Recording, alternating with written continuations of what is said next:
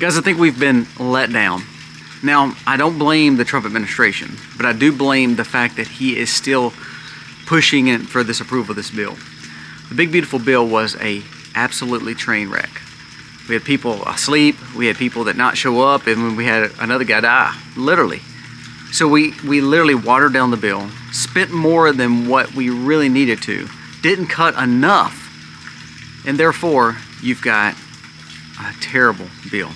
Just because there's an R signing on to it does not mean it's a good bill. It reminds you of a Democratic bill. What goes along with that? Because other countries are seeing how we're still spending money when we don't have it. Do you realize the treasury auction, meaning how we borrow money? We have to have people buy our treasuries. Well, the treasury bonds keep going up. What that means is people don't want to buy our debts anymore. That's a bad sign. That means the interest rates are climbing. And that means it's going to be more expensive to buy things that you want. And here's my problem with all this. The only way you solve the debt problem, the only way you solve the spending problem is literally by existential crisis. Because the R's and D's will never quit spending our money as long as we give them the approval to keep on doing it, no matter who is in charge. We approve it, approve it, approve it. And sadly, it always results in Americans suffering. We're going to talk about these two things today, and really the startling sign of our economy. I say this kind of stuff, it's not to scare you, it's to let you understand how bad it is. Let's dive in.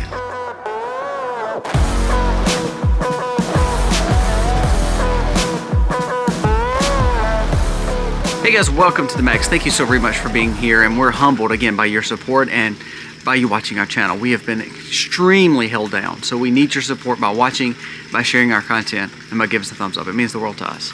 Now, the point of us sharing these videos is, especially lately, we've talked strictly American policy, strictly American first things. Now, we've been told that things are going to get better, and there are a lot of things that's gotten better. However, there's a lot of things that we have not gotten right, and we're going to discuss those because that's how we prepare. That's how we get wisdom to seek what's the best way forward for us as Americans. First, let's talk about Doge and Elon. Elon, in some alleged stories, that he is very upset with what Congress did with Doge, meaning they did nothing with it. They didn't approve the Doge cuts. They actually are not helping cut the budget. They're not looking to save money. Until we see a Congress that is willing to save money, you're going to keep on having to kick the can down the road. Well, they pretty much spat in the face of Doge and Elon through this last bill because they spent more money than was supposed to be spent. It's literally going to add trillions to our deficit. And then on top of that, cutting. They only wanted to cut a few things, didn't actually cut enough. But that also brings up the point. Scott Bessent had to basically get new treasuries. I mean, like refinance debts, basically, in our layman's terms. Well, what happens is when those treasury bonds numbers go up, meaning not the stock market, but the bond market, when those numbers go up, that actually means it's going to cost more to borrow money. That also means that the money that we're getting in, we're having to pay more for because people don't want to quote-unquote buy our debts. That's other countries and, of course, our own Fed and, of course, the people of America. If you're buying treasury bonds and those numbers keep going up, that actually is not a good sign. That means that no one wants to give and lend money to America. They don't trust America with money. Why? Well, my gosh, we're in $36 trillion worth of debt, and our Republicans who are supposed to cut taxes and cut spending, they did cut taxes, but they just made tax cuts permanent and did the no tax on tips, which doesn't really make a lot of difference. It's good for young people, but it does not make a monster difference. But they still spent like crazy. What do we talk about on this channel all the time? If we don't control our spending, we will not control our debts. If we don't control our spending, we will not get out of the hole. Well, there was a story wrote that said, it was a party line vote, of course. And they said until the Republicans and Democrats can actually work together and cut spending, the can will still be kicked down the road. And he said it will literally take a massive crisis to allow for these people not to spend. His words, and this is a billionaire investor, he said, if we would just go back to 2019 money, if we'd go back to 2019 budget, do you realize we'd be at a surplus? We'd actually be making money? But he said, no, what 2020 did is it gave the right to spend money like crazy, and they will not curb their spending. So Scott Bessent has to literally pay more to borrow money. So guess what that means? When the government pays more to borrow money, they're still taxing you. But actually what is happening is that means the interest rates that you have to buy a home, to buy a car, to have credit cards, all that goes up. And I told you yesterday, I actually think that having an interest rate that's a little high is actually a good thing because it helps people not spend money. The problem is the government and people are still spending money. So it's not helping curb. I was laughing because me and Misty were driving down the road the other day, and there was still like people building houses in our area. Well, if you build a house in our area right now, you're actually upside down in the house automatically because the lock and key pricing is way higher than it should be. But it didn't stop people from buying. We went by a dealership, and I have a dear friend that owns a dealership, and I always say, you know, how in the world can people buy $90,000 cars, $70,000 cars? And his words to me were this. He said, look, I'm kind of blown away too. He said, but as long as people are signing the dotted lines, he said, the manufacturers will keep on charging more. He said, do we make money? Yeah, but to be honest with you, my gains, my amount of money I've made, he said, it hasn't really changed much. He said, it's just if they're willing to buy a car, he said, these dealerships are going to keep on going up on price because ultimately the manufacturer is going to say, well, people are still buying no matter what the interest rates are. So we're putting ourselves in more debt. So let's go back to the bill for a second. We want lower interest rates. We want lower money. We want taxes to be lower. We want spending to stop. Well, it's not going to stop when our Congress keeps blowing the money, which will ultimately cause for more interest, which will ultimately cost you more to borrow. And also, do you actually think your taxes are going to stay low if we put ourselves in a hole like we're doing? It's not going to happen, folks. It's not going to happen. The video I made yesterday about the dollar prices, go watch that video. I tell you exactly the solutions to the problem of them taking away cash. But what we're doing is we're just allowing this to take place. I mean, look at this new story, and this kind of goes back to yesterday's story. In an effort to control the other market, BlackRock has been buying $430 million worth of Bitcoin. And they said over the last few days, they have purchased billions of Bitcoin. Do you think they're doing that just to make sure that you're safe? No, they're doing that to control that market too. What we have seen is a problem. And until we realize what our problem is, spending and not cutting enough, we're putting ourselves in a very, very bad spot. Doge, Besant, Trump, Elon, no matter what they want to cut and what they want to do, they cannot do it without Congress, and Congress is failing you. Look at the bill. The bill is trash. And if Trump truly wants to help America, he'd push against his own bill because it's not his bill anymore. It's Congress, and they want a W on the board, but instead they need to table this bill. This bill is horrific. I'm sorry. We've been led astray on this bill. Now let's talk about this emergency order, then declaration that Trump just did. Trump orders nuclear options to be open because we need energy. A huge day for the nuclear industry. This is an article from Zero Hedge. It says Trump signs a fast track in development and deployment because he sees the risk and obligations of our grid, and our energy sector will not and cannot make it and cannot produce enough to literally cover all the data centers and the mining and the AI problems that it will face if we do not get nuclear on board. Now, I kind of have a problem with nuclear. I told you this before. I think it could be used if they do smaller nuclear reactors based on the data centers that's there. Meaning, what you're seeing with a lot of tech guys is they're starting to build these nuclear reactors that are just big enough to run their own little data centers versus building these big nuclear reactors that runs cities, that runs regions, that runs states. I think that those are a little bit more risky. Now, I know they say, oh, they're not that risky, but it's like, why put ourselves in a precarious situation when we don't have to? So I think that this is a good thing, but here's my problem with it. Even though I believe in less regulation as a government, I believe in less regulation on a farmer, I believe in less regulation on things that has been threadbare and that's been around for a long time, nuclear is still pretty new. So I want to make sure that if we are relaxing those nuclear requirements, I want to ask you, would you want a nuclear energy source right in your backyard, 10, 15 miles from your home that did not have a lot of regulation on it and they just needed to get the energy up and running? I think there'd be a lot of people kind of a little weary of that. Now, Colby, you can't have your cake and eat it too. You've said you want less regulation. I do. I think less regulation on things that we have had and done for a long time is key. More regulation on newer, innovative things should be done. Like, for instance, AI. I believe there should be extreme regulation on AI because I believe that artificial intelligence could be a demise of America, and it could cause problems with security, safety, and surveillance. So I believe there should be extreme regulation on it.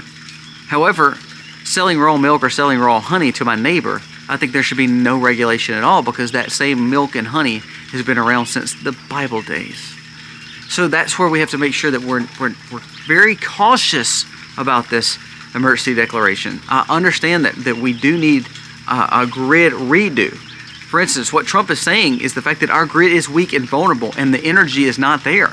PVM, which is one of the biggest grid manufacturers and one of the biggest grid operators in America, says that in that Ohio River Midwestern Valley that they're over, even up into Pennsylvania and the Northeast, he said, we will see blackouts and brownouts if we do not get more energy online because the use of energy is getting to a point where we're very, very vulnerable. So this is a good thing, but I want us to make sure that this good thing doesn't turn into a bad thing because usually when government puts their hands on it, it pretty much sucks. So we need to make sure that we have good regulation, smart regulation, but it's also the regulation that helps be safe in the neighborhoods. Because I'll be honest with you, there's a reactor that's within 2 hours of our home. Now, it's not an old one, so they say it's safe, but I'll be honest with you.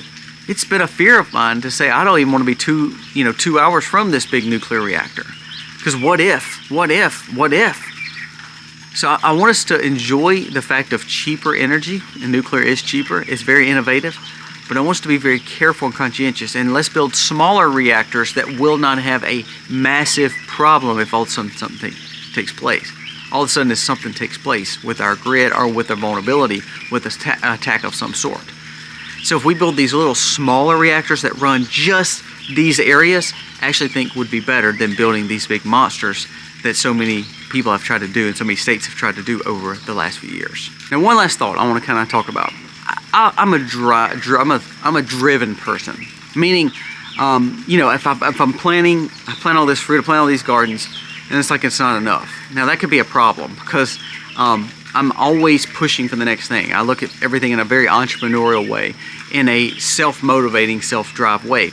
Meaning, if I have a lot of successes, say I have a lot of successes, but then have that failure, I'm going to find out why I had that failure and I want to keep on pushing more. If I've had a lot of successes, it's like it's not enough. I want to keep on pushing success. I think that's a good thing, and I think that's what you see in a lot of business people, and I think that's what you see in a lot of people that are successful in our world.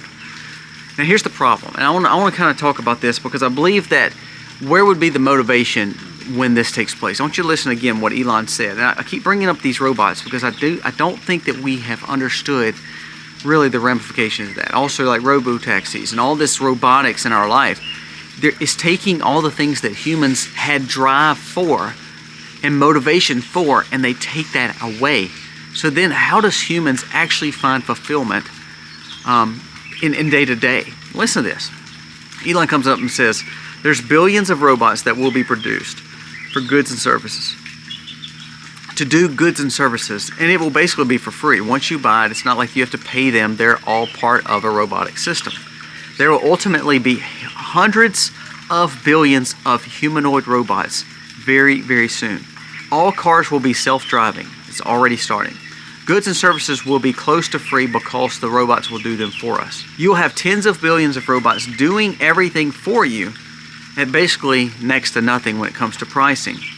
People will not have a lower standard of living. Their standard of living will go up. They will actually have a much higher standard of living. But here's the thing.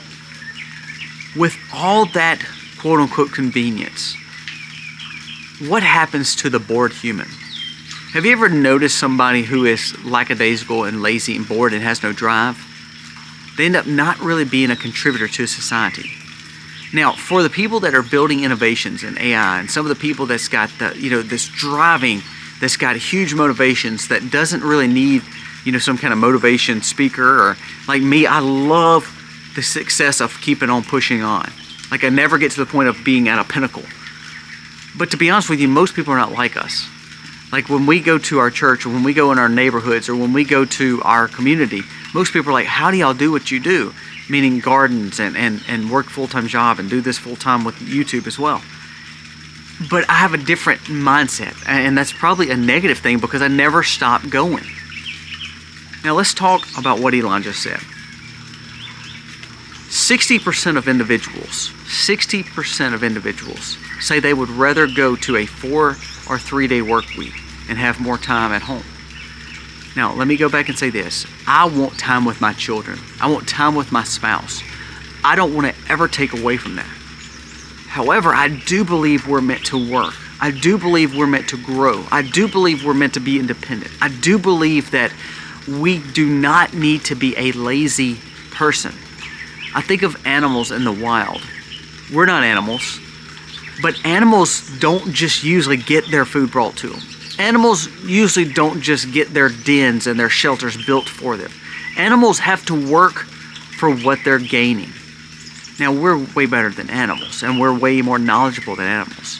The point of what I'm saying, though, is if you see a weak animal that's not doing the work in the wilderness, pretty much they're not going to make it. The ones that will make it is the ones that are fending for themselves and working hard. Well, I kind of look at it this way.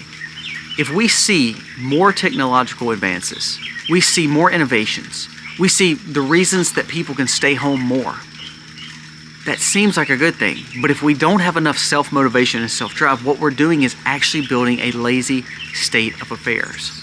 We're building an easy time for people to be lazy to then make for honestly a hard time later.